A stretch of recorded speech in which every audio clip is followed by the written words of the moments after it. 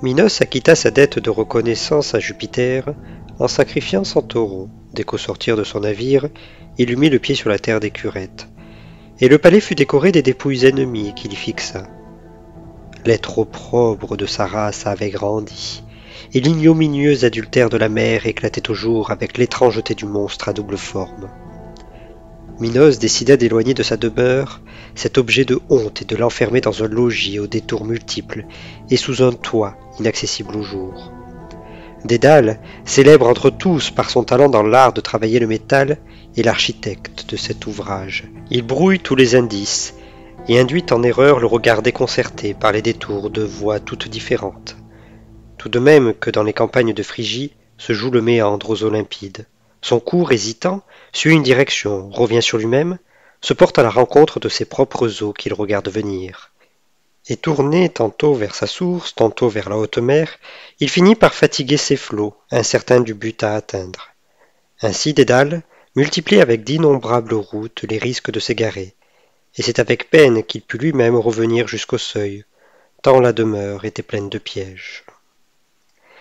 Quand il y eut enfermé l'être ambigu, moitié taureau, moitié jeune homme, et que le monstre, déjà 2 fois repu du sang d'Acté, eût été vaincu par l'un de ceux qu'envoyait pour la 3e fois le tirage au sort renouvelé tous les 9 ans, quand, avec l'aide d'une vierge la porte inaccessible, et que nulle des précédentes victimes n'avait repassé, eût été retrouvé grâce au fil enroulé de nouveau. Alors, sans retard, le fils d'Égée, enlevant la fille de Minos, cingla vers Dia, et, sans pitié, déposa sa compagne sur ce rivage. Abandonnée, comme elle se répandait en plaintes, Libère lui apporta ses étreintes et son secours, et, pour qu'elle brillât de l'éclat durable d'un astre, il lui prit sur son front sa couronne et l'envoya au ciel. Elle s'envole à travers les airs légers, et dans son vol, les gemmes qui l'ornent se changent en feu brillant et se fixent à la place assignée, tout en conservant l'aspect d'une couronne. L'astre se trouve entre l'homme à genoux et l'homme qui tient un serpent. Dédale, cependant, à qui pesait la Crète et un long exil, repris par l'amour du pays natal, était retenu prisonnier par la mer. Minos peut bien, se dit-il, me fermer les chemins de la terre et des ondes, mais du moins le ciel me reste ouvert. C'est la route que je prendrai, fût-il maître de tout, Minos n'est pas maître de l'air. Il dit, et il tourne son esprit vers l'étude d'un art inconnu, ouvrant de nouvelles voies à la nature. Il dispose, en effet, en ordre régulier, des plumes, en commençant par les plus petites, une plus courte se trouvant à la suite d'une longue, si bien qu'on les eût dites poussées par ordre décroissant de taille. Ainsi, jadis, les pipeaux rustiques naquirent d'un assemblage de tuyaux insensiblement inégaux.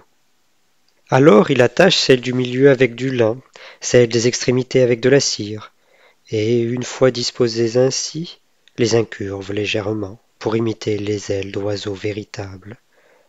Le jeune Icare se tenait à ses côtés, et sans se douter qu'il maniait ce qui devait le mettre en mortel péril, le sourire aux lèvres, tantôt il saisissait au vol les plumes soulevées par un souffle d'air, tantôt du pouce il amollissait la cire blonde, et gênait par ses jeux le merveilleux travail de son père. Quand il eut mis la dernière main à son œuvre, l'artisan, à l'aide d'une paire d'ailes, équilibra lui-même son corps dans l'air, où il resta suspendu en les agitant. Il en munit alors son fils aussi, et « Je te conseille, dit-il, Icare, de te tenir à mi-distance des ondes, de crainte que, si tu vas trop bas, elles n'alourdissent tes ailes, et du soleil, pour n'être pas, si tu vas trop haut, brûlé par ses feux. Vole entre les deux, et je te recommande de ne pas regarder le bouvier, ni l'hélice, ni l'épée nue d'Orion.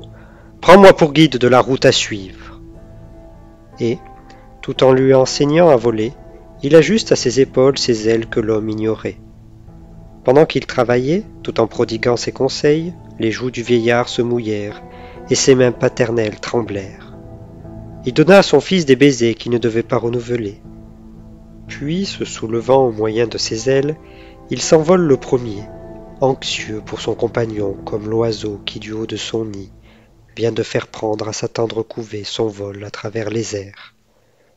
Il l'encourage à le suivre et l'initie à son art dangereux.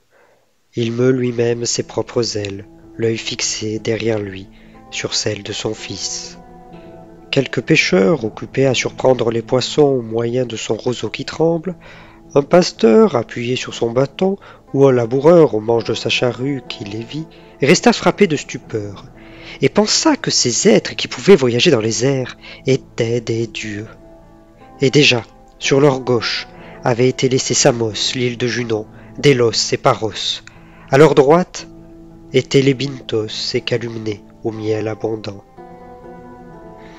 Lorsque l'enfant se prit à goûter la joie de ce vol audacieux, abandonna son guide et cédant au désir d'approcher du ciel, monta plus haut. Le voisinage du soleil dévorant amollit la cire odorante qui retenait les plumes. La cire ayant fondu, l'enfant n'agite plus que ses bras nus, et manquant désormais de tout moyen de fendre l'espace, il n'a plus d'appui sur l'air, et sa bouche criait encore le nom de son père, quand l'engloutit l'eau céruléenne. C'est de lui qu'elle a tiré son nom. Quant au père infortuné qui n'était plus père, « Icare !» dit-il. « Où es-tu? En quel endroit me faut-il te chercher? Icare !» répétait-il quand il aperçut des plumes sur l'eau. Il maudit alors son invention et enferma le corps dans un sépulcre, et cette terre a pris le nom de celui qui y fut enseveli.